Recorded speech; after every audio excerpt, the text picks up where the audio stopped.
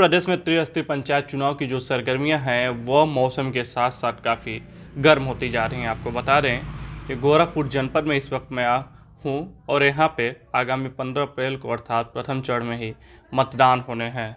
आपको बता दें कि इस वक्त हम पहुँचे हुए हैं सहजनवा ब्लॉक के रघुनाथपुर ग्राम सभा में और हमारे साथ एक प्रधान प्रत्याशी के प्रतिनिधि हैं। इनकी माताजी इस ग्राम सभा से चुनावी मैदान में हैं, तो आइए इनसे चर्चा करते हैं क्या मुद्दे हैं, इस बार से कैसी तैयारियां चल रही हैं, गांव को लेकर के ये क्या सोचते हैं, किन मुद्दों के साथ ये चुनाव लड़ रहे हैं। तो आपको बता दें हमारे साथ बात करने के लिए दुर्गावती देवी के जो पुत्र हैं मिथिलेश गुप्ता वह हमारे साथ है। तो सबसे पहले स्वागत है आपका सक्षम न्यूज़ इंडिया में। क्या देखते हैं आप, क्योंकि पंचायत चुनाव की जो सरगर्मियां हैं वह दिन पर दिन बढ़ती जा रही है और समय भी बस 2-3 दिन का बचा हुआ है। मुद्दे क्या हैं गाँव में? मुद्दा यह है कि हमारे गांव में अब तक 20 साल से जो भी प्रधान लोग रहे हैं कोई विकास कार्य हुआ नहीं, न उनको आवास मिला न कुछ मिला। वही चीज़ अभी इन पब्लिक को बताई जा रही कि जो भी सरकार की उपलब्धियां आएंगी उनको चुनाव जीतने के बाद सारी व्यवस्था दी जाएगी, कोई किसी प्रकार की उनको कोई दिक्कत नहीं होगी। कमी क्या देखते हैं गांव में? चूँकि आप एक युवा हैं, युवा एक बेहतर सोच रखता है, चाहे वो कि लोकतंत्र में युवाओं का आगे आना काफ़ी अच्छा माना जाता है और चुनाव चल रहा है तो इसको लोकतंत्र का पर्व मानते हैं। एज ए युवा आप क्या सोच रखते हैं, क्या क्या बदलना चाहिए, कमियां क्या हैं, उन दोनों चीज़ों का आप बताइए। हमारे यहाँ सबसे बड़ी दिक्कत है जैसे कि रोड नहीं है आने जाने के लिए, गाँव में नाली नहीं है, किसी के यहाँ कोई शादी है कोई विवाह पड़ता है तो रास्ते वगैरह का भी बहुत ज़्यादा दिक्कत है। उसी चीज़ को चुनाव के बाद वही सब पहला मुद्दा, उसी कार्य पे हम लोग पहली कार्य योजना बनाएंगे अपनी।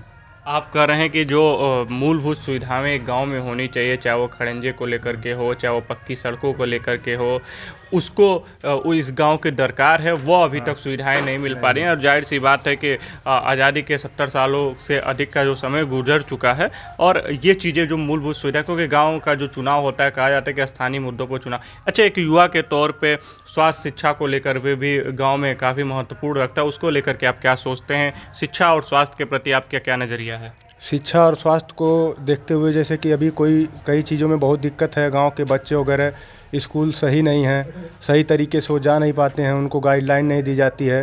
तो यही है कि जीतने के बाद उनको यही चीज़ बताया जाएगा कि आप लोग को हर सुविधा हर व्यवस्था हर तरीके से दी जाएगी। देखिए, अगर हम भाजपा से आप जुड़े हुए हैं, हिंदुवानी से आप संबंध रखते हैं, केंद्र की मोदी सरकार कहती है कि हम मॉडल सिटी बनाएंगे, गांव में भी अब बहुत सारे ऐसी योजनाएं चल रही हैं कि मॉडल गांव के तौर पे, तो आपकी क्या कुछ सोच है कि गांव को भी हम मॉडल गांव के रूप में ले जाएं और क्या तब्दीली होनी चाहिए ऐसे? हम लोग कहे हैं कि जैसे हर गाँव की तरह हमारा भी गाँव हो, उनको कोई दिक्कत ना हो, सब कुछ सही तरीके से चले, किसी को कोई दबाव ना हो कि हम उनके ही पास जाएंगे ये काम है, ऐसा है, पब्लिक को परेशान ना होना पड़े। स्थानीय जब हम गांव की बात करते हैं चुनाव को, तो ऐसा कहा जाता है कि जातिगत आधार पे मतदाता वोट करते हैं, जाति को देख करके। आप क्या मानते हैं, क्या जाति का फैक्टर यहाँ भी देखने को मिल रहा है, और अगर मिल रहा है तो आप उसको कैसे बदलने की कोशिश कर रहे हैं, कैसे जनता को समझा रहे हैं? नहीं, ऐसा नहीं है, जातिवाद का हमको लेकर उसमें कोई वो नहीं है। हमको मात्र विकास के नाम पे विकास करना है और पब्लिक को यही समझाना है कि महाराज जी जो भी दिशा निर्देश देते हैं सब कुछ होता है। हमारे यहाँ भी जो नहीं पहुँच पाया है, चुनाव जीतने के बाद सारी मुद्दा वही रहेगा कि हमको विकास करवाना है गांव का बस।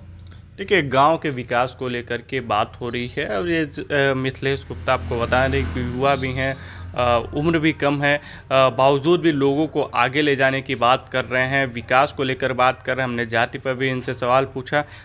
आवास क्या लगता है कि कितने लोगों को अभी ज़रूरत है आपके गाँव? यहाँ पे ऐसा है कि जो आवास में है अभी लगभग 60% लोग ऐसे बचे हैं जिनकी झोपड़ी है खाली, वो लोग आवास नहीं पाए हैं।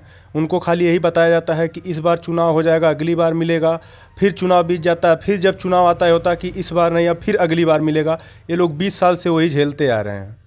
देखिए, एक समस्या है, केंद्र की मोदी सरकार जब भी 2014 में आई तो उन्होंने कहा था कि कोई भी ऐसा व्यक्ति न हो जिसके सर पे छत न हो, और इसके साथ साथ उन्होंने स्वच्छता को लेकर भी नारा दिया था कि हमारे घर की बहू बेटियां बाहर न गएं और उसके लिए एक शौचालयों की स्कीम चलाएगी, नाम दिया गया इज्जत घर। यहाँ पे क्या लगता है इज्जत घर कितने बन पाए होंगे? यहाँ पे जो बना है उसमें मैक्सिमम 30% ही चालू होगा, बाकी 70% अभी वैसे ही है जैसे पड़ा है।